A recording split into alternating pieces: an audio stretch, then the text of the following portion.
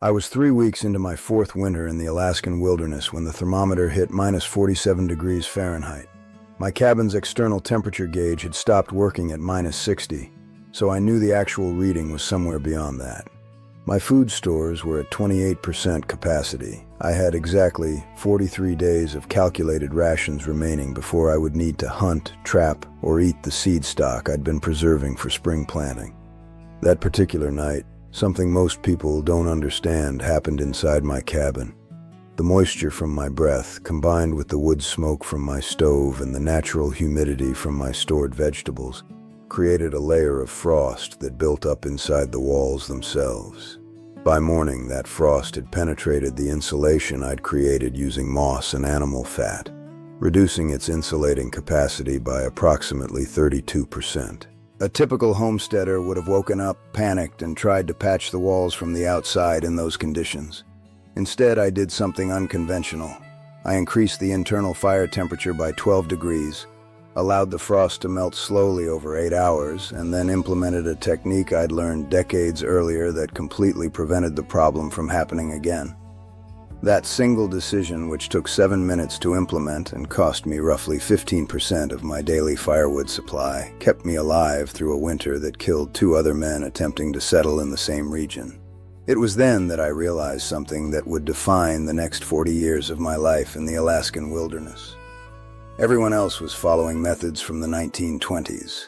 I had to go back to techniques from the 1940s, older systems that most people had completely forgotten. My name is James Mitchell, and I was 67 years old when I first settled deep in the Alaskan interior, approximately 230 kilometers northeast of Fairbanks. This was 1942. I wasn't like most of the trappers and homesteaders moving north during that era. Most men my age were enlisting or being drafted. I was rejected for military service due to a fractured collarbone that never healed properly, so I made a different choice. I took every dollar I'd saved working in the timber industry of Oregon, approximately $1,800, and I invested it in supplies to disappear into the Alaskan wilderness for what I intended to be 5 years. That turned into 41 years. The initial problem I faced was fundamental. The standard homesteading methods that most people were attempting in Alaska were actually borrowed from Canadian maritime climates and Scandinavian techniques. Those methods worked reasonably well in places where winter temperatures averaged minus 20 to minus 30 degrees Fahrenheit. In interior Alaska, where I settled, winter temperatures regularly dropped to minus 50, sometimes lower. The difference between minus 30 and minus 50 doesn't sound significant on paper. In practice, it means the difference between survival and death. Everything changes at those temperature thresholds. Metal becomes brittle and snaps. Leather freezes solid and shatters. The fat in animal hides crystallizes and loses its insulating properties. I made 17 significant mistakes in my first winter alone. One was attempting to use the standard log cabin construction method with quarter-inch thinking that was considered acceptable in the Canadian territories. My cabin walls were 2 feet thick in the traditional style, but I hadn't accounted for the thermal bridges created by the wooden frame structure itself. The outside temperature would conduct straight through those wooden beams and create cold spots inside. My sleeping area would sometimes be 15 degrees colder than the rest of the cabin, even though it was positioned directly above the stove. Another critical error involved my food preservation strategy. I'd been told to use root cellars like homesteaders did in temperate regions. I dug my cellar 26 inches deep, which seemed reasonable. At minus 50 degrees, the ground froze deeper than 38 inches. My entire food store froze solid and became inedible within 62 days. If you like this kind of practical knowledge that can save your life, subscribe to the channel. I post a new survival technique every week, all tested by me during 40 years in the wilderness. I've developed methods for everything from food preservation to shelter construction to maintaining your mental health when you haven't seen another human being in 11 months. All right, now let's get to what actually matters, because these mistakes taught me something that became the foundation of my survival strategy for the next 4 decades. My breakthrough came through 2 mentors, though I never actually worked with either of them side by side. The first was my grandfather, William Mitchell, who'd been a trapper in northern Minnesota during the 1890s. He died when I was 14, but not before he'd shown me something radical. He kept detailed journals about climate, animal behavior, and shelter construction. Those journals became my reference point. The second source was less conventional. In my second year in Alaska, I encountered an indigenous Athabaskan man named Thomas who was trapping nearby. Thomas was 58 at that time, and he'd lived his entire life within 50 kilometers of where I was building my cabin. He invited me to his camp once, and I spent 4 days observing how he actually lived. He wasn't using the methods the colonial fur traders had taught. He was using techniques that his family had refined over approximately 270 years. The combination of my grandfather's detailed observations and Thomas's practical knowledge revealed a principle I'd been missing. Traditional survival methods weren't just about working harder. They were about working with the specific physics of extreme cold, not against it. Thomas explained it simply. He said, "The cold will always beat you if you try to fight it. You have to invite it in on your terms, then control it." I didn't fully understand what he meant until he showed me his cabin. From the outside, it looked smaller than mine. The inside was actually warmer by approximately 9 degrees at the same external temperature, using the same amount of firewood. The difference wasn't complexity, it was precision. Every single element was calculated for that specific latitude, that specific climate, those specific temperature ranges. When I began my actual implementation of these principles, the first material I needed was birch bark, and this is where specificity becomes critical. Not all birch bark works equally. Birch bark from trees older than 74 years has a different cellular structure than younger trees. The outer bark becomes thicker, approximately 4 millimeters, as opposed to 2.3 millimeters in younger trees. This thickness matters because it determines how well the bark resists moisture penetration. I learned to identify mature birch trees by looking for specific characteristics. The trees needed to be at least 41 centimeters in diameter at chest height. The bark color needed to be pure white with minimal black markings. Trees with extensive black markings had bark that was beginning to degrade and had reduced water resistance properties. I collected birch bark during late August through mid-September, which was approximately 2 weeks before the first freeze. The bark was easiest to strip during this window because the sap was still moving slightly, creating a separation between layers. I would cut the bark in long sheets, approximately 2 meters in length and 30 centimeters in width. A mature birch could yield approximately 6 to 8 usable sheets without killing the tree. I would then dry these sheets for precisely 8 weeks. During those 8 weeks, I would separate them if they began bonding together, turning them every 4 days. I learned this timing through trial and error across my first 4 winters. Dry the birch bark for too short a period, and it retained moisture that would trap water inside your shelter. Dry it for too long, and it became brittle and would crack when you tried to form it. The second material I needed was moss. Specifically sphagnum moss mixed with caribou lichen. The ratio needed to be approximately 67% sphagnum to 33% lichen. This specific ratio gave me insulation properties approximately 18% better than using pure sphagnum. I collected this material during mid-July through early August, gathering it from areas that had previously been undisturbed for at least 3 years. Disturbed moss beds didn't have the proper density.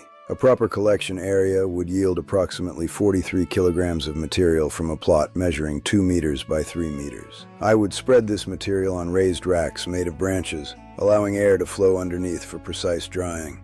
The drying process needed to take exactly 14 days. After 14 days, the moisture content dropped to approximately 6%, which was the threshold where the material would no longer compress and lose insulating properties when weight was applied. This was critical because I needed this material packed into wall cavities where it would be compressed by the structural weight of the building itself. The third critical material was animal fat, specifically rendered bear fat combined with rendered fish oil. The combination created an insulating compound that would not become brittle at extreme temperatures, unlike plant-based oils. I would render approximately 29 kilograms of bear fat each fall when I was successful in hunting bears during the late season. This fat was mixed with fish oil in a ratio of 3 parts bear fat to 1 part fish oil, creating approximately 38 kilograms of the final compound. This mixture was applied to the moss insulation at a rate of approximately 1.2 kilograms per cubic meter of insulation. The rendering process itself required precise temperature control. If the temperature exceeded 48 degrees Celsius during rendering, the molecular structure would break down and the fat would become rancid. I maintained rendering temperatures between 37 and 41 degrees Celsius, which meant working very slowly and keeping my render pot suspended above coals rather than open flames. A single batch of rendering took approximately 22 hours. I would do this process 4 times each fall, creating approximately 152 kilograms of the insulating compound that would protect my cabin through the winter. The first major change was in how I constructed the foundation and floor system. Standard cabin construction in Canada involved simply laying logs on the ground with a space underneath for air circulation. In Alaska, that space would fill with snow and create a thermal bridge directly from the frozen ground into the cabin. Instead, I elevated my cabin floor exactly 84 centimeters above ground level. This height was calculated based on the average snow accumulation in my specific area, which was approximately 63 centimeters by midwinter. The extra 21 centimeters of clearance ensured that even in heavy snow years, the snow wouldn't make contact with the underside of my floor. The space beneath the floor needed to be sealed on 3 sides, but left intentionally open on the north side, allowing cold air to flow completely through. This prevented snow from creating dead air pockets that would insulate the frozen ground and conduct that cold upward. The floor itself was constructed from larch wood, which I chose specifically because larch has the highest density and lowest thermal conductivity of any wood available in my region. Each floorboard was exactly 7.6 centimeters thick and positioned with 2 centimeter gaps between boards. Those gaps allowed me to inspect for frost buildup without tearing apart the entire floor. This floor system, including the foundation posts, took approximately 42 days to construct properly. The second major change involved the wall construction technique, which departed entirely from standard log cabin methods. Rather than building walls from stacked logs, I constructed my cabin using a frame system made from larch wood posts, spaced exactly 40 centimeters apart. This spacing was critical because it created cavities that could be precisely filled with the insulation mixture I'd prepared. Standard log cabin walls, even when made from large diameter logs, only insulated approximately 2.3 times the exterior temperature difference. My frame system with precision-filled cavities insulated approximately 4.8 times the exterior temperature difference. This meant that when the outside temperature was minus 47 degrees and my interior stove maintained 52 degrees, the temperature difference of 99 degrees was being reduced almost 5 times over by my walls. The outer layer of the wall was constructed from horizontal larch boards, 41 centimeters wide and 2.6 centimeters thick, overlapped slightly to shed water. Over this layer, I applied the prepared birch bark sheets, using rendered animal fat as an adhesive. The birch bark layer faced outward and took the weather exposure. Behind the birch bark, I packed my moss and lichen mixture to approximately 17 centimeters in depth. Behind that insulation, I installed the rendered fat coating at 1.2 kilograms per cubic meter.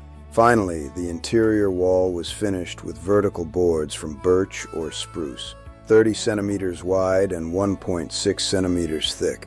This entire wall assembly, from exterior to interior, measured exactly 53.4 centimeters in thickness.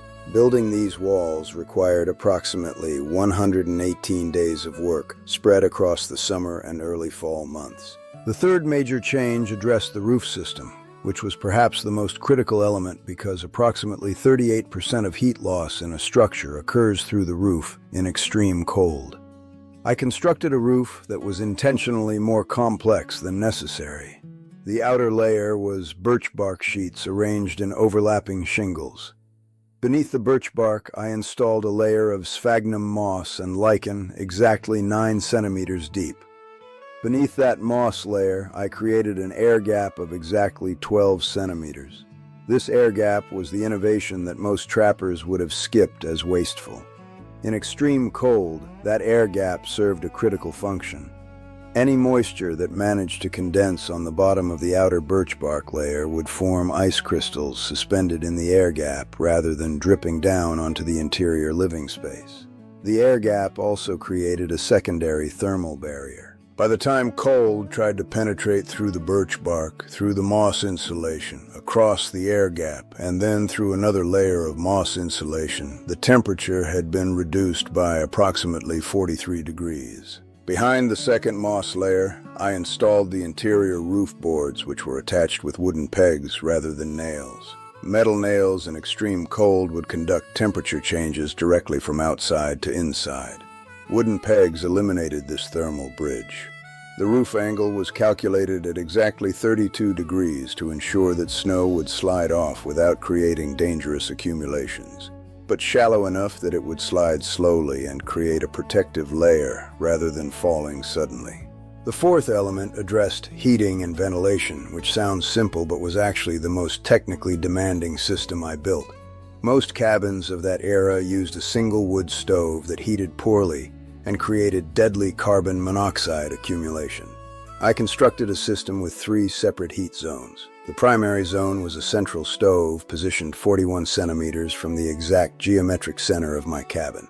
This placement ensured that heat radiation reached all parts of the living space within a reasonable distance. The stove itself was constructed from cast iron and measured 1 meter by 63 centimeters. I fed the stove larch wood exclusively, never softwoods. Larch wood burns at a higher temperature, approximately 142 degrees Celsius hotter than pine, and creates significantly less creosote buildup. The chimney passed through the roof at an angle that I calculated to maximize draft velocity. The pipe diameter was 15 centimeters, which research had shown was optimal for larchwood burning at sea level altitude while accounting for the lower atmospheric pressure at my latitude. The second heating zone involved thermal mass.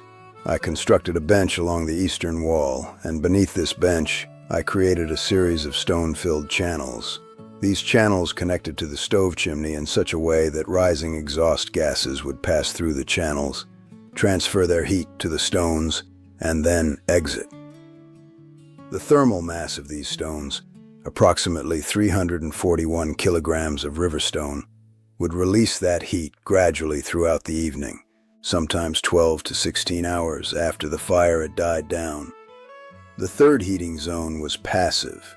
The room positioning ensured that daytime sunlight through my window, even in winter, would hit the southern wall and the floor stones, adding approximately 4 to 6 degrees of temperature during clear days. The fifth element involved water management and food preservation, which required integrating my shelter design with functional systems.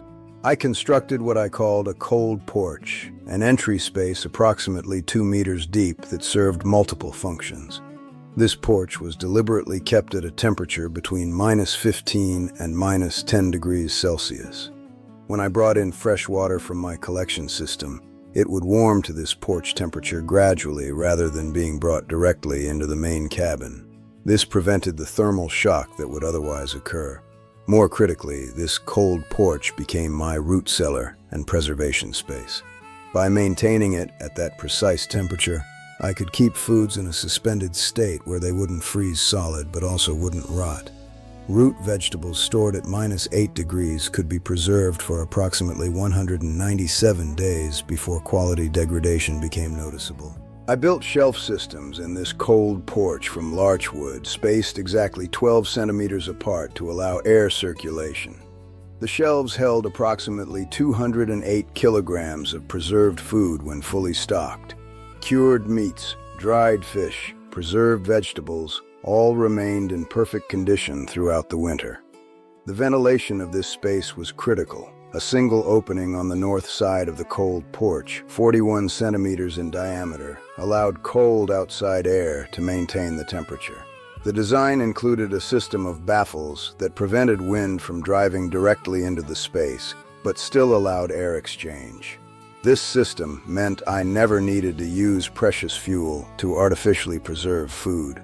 The cold did the work automatically. My first real test of this entire system came in November of 1944. That winter was one of the harshest in 27 years, according to indigenous sources I could reference. External temperatures reached minus 58 degrees Fahrenheit on multiple occasions across a span of 43 days. A group of trappers attempting to work the same region that year suffered catastrophic losses. 18 trappers were working within a 200-kilometer radius of my cabin. 12 of them were forced to abandon their operations and retreat to Fairbanks. 4 more suffered serious frostbite and had to be evacuated. 2 trappers died. 1 was found by search parties in the spring, still in his cabin, having apparently frozen to death approximately 4 weeks into the winter season. My cabin, by contrast, maintained interior temperatures between 48 and 56 degrees throughout that entire period, using only 15 cords of firewood. A standard cabin would have required approximately 24 to 28 cords under the same conditions. My wood consumption was approximately 39% below what standard methods required. More importantly, my mental state remained stable. The other trappers, working in inadequate shelter, were becoming increasingly desperate, making poor decisions, taking risks. I had security, I had comfort, I had heat, I had food. In the spring, when I emerged and eventually heard about the deaths, I understood the practical value of what I had built. The before and after comparison was undeniable. Before implementing these specific techniques, survival in extreme cold was a constant struggle, where margin for error was almost zero. After implementation, survival became a calculated system, where margin for error became significant. 39 years of continuous habitation in that cabin through 40 winters with never a serious failure in the systems I'd designed proved that principle. I made minor modifications in my 7th and 12th winters, but the fundamental design principles never needed revision. The application of these techniques in the modern era is surprisingly practical. Today, with the global interest in off-grid living and the increasing cost of conventional utilities, these principles are more relevant than ever. You don't need to live in extreme Alaska to benefit from this knowledge. The same thermal principles apply to any climate where heating costs are a significant burden. The same food preservation techniques work in any region. The same ventilation principles prevent moisture damage in any structure. I've had people from temperate regions implement modified versions of these techniques and report heating cost reductions of 41 to 53%. The difference is that modern materials like high-density foam insulation can be substituted for the moss and lichen, and modern wood stoves can provide more precise control than my original cast iron model. But the fundamental principle remains unchanged. Work with the climate, not against it. Use thermal mass, eliminate thermal bridges, create redundant systems so that the failure of one element doesn't cascade into total failure. These aren't secrets. They're simply principles that most modern people have forgotten. Look, I spent 40 years learning these techniques the hardest way possible, alone in the cold, making mistakes that almost cost me my life. My goal with this channel is to give you all that knowledge without you having to go through what I went through. If you want to learn more techniques like this, things that really work when you need them most, subscribe to the channel and hit the bell. Leave a like if this video was useful, and tell me in the comments, have you ever been in a situation where this technique would have saved you? And if you want to see another technique that saved me even more times, click on the video that will appear on screen. It's about constructing a food preservation system that requires zero electricity. Remember that this channel presents fictional stories for educational purposes, with production assisted by artificial intelligence. See you next time, and stay safe out there.